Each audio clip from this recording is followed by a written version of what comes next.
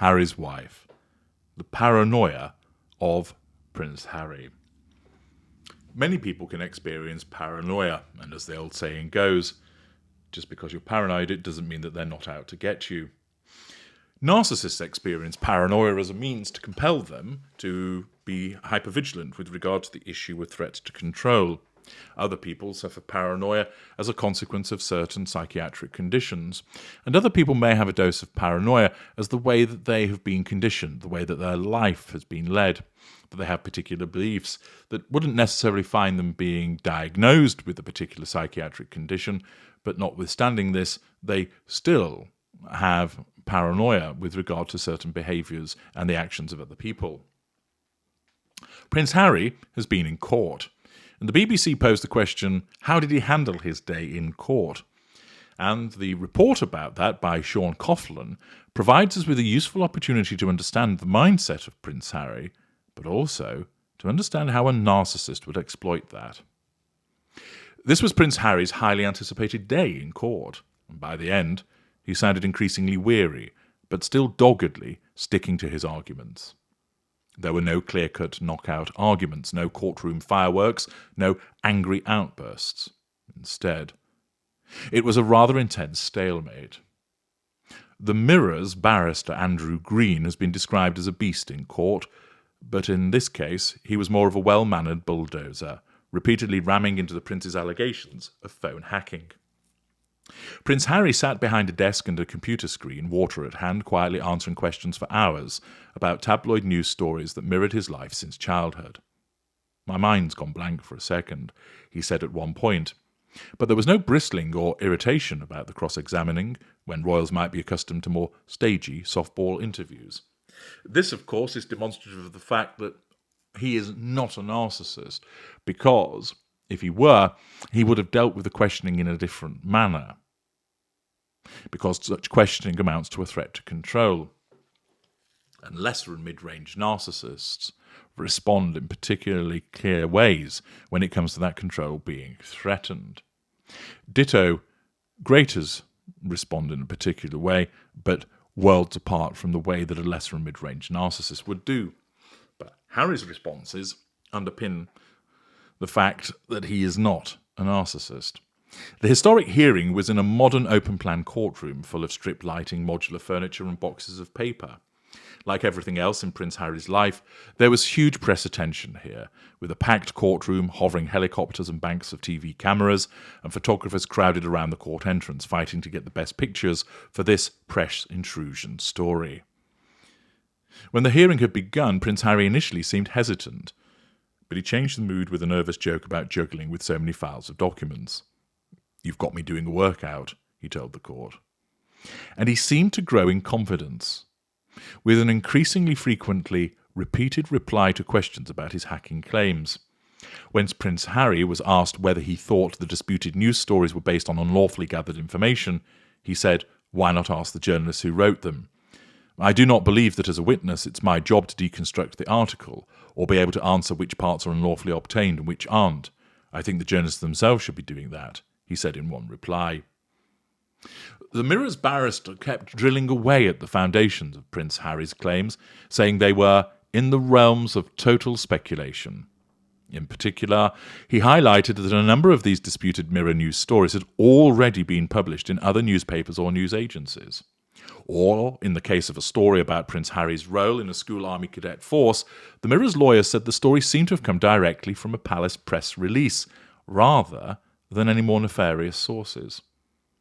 The question left hanging in the air was, why would hacking have even been necessary if the key information in these stories had already been openly published elsewhere? Prince Harry's approach was not to get dragged into the detail. "If you say so," he said ironically a number of times in response to questions. Instead, he got in some spiky barbs of his own. He cast much doubt on the credibility of the terms royal sources and insiders used in royal reporting. And he talked about the paranoia created by the constant sense of intrusion into his private life, making him suspicious of everyone around him. Even going to the doctor at school was a worry for him, in case medical information was leaked.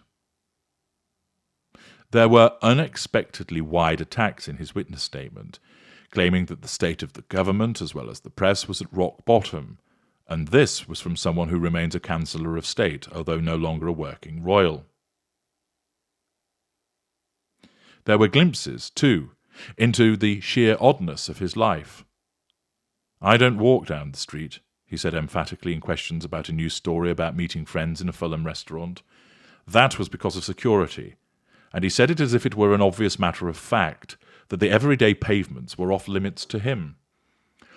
While the focus of the High Court was on the machinery of the legal process, there's no escaping the public fascination in this spectacle to see a senior royal facing questioning as a witness in open court. The last time it was Edward VII as Prince of Wales in the 19th century. It's been something of a taboo for royals in modern times for fear of uncorking something that couldn't be put back into the bottle. It's also a lonely place in court on its own, with the gulf from the rest of the royal family seeming even wider. But Prince Harry emerged from court so far unscathed, got into his car, and was driven away into the London streets where he says he never feels able to walk. He'll be back for more of this journey, even further away from his comfort zone than his Californian home, for further questions on Wednesday morning. Now, what this provides us with an insight into is this concept of paranoia for Harry. When we've seen the ridiculous footage that came from the Harry and Harry's Wife's Shitflix docu-series, and also what we saw of Harry in the supposed car chase just recently in New York City, is an individual who really does believe that the paparazzi are out to get him. His head whirring like that of a meerkat. He looks perturbed. He looks anxious. He does so in the docu-series, and he did so in the photographs that emerged from sitting in the taxi. If you think about it, he has had a life whereby the press have always wanted to know what he's doing. Many of the places that he goes to, he's been photographed, filmed, questions asked, speculation made about what he's been up to. He disclosed much of this, of course, in his Whinge-fest in Spare. But all of this undoubtedly occurs. He is followed. He is photographed. He is reported on. He is filmed. People are intrusive with regard to his life.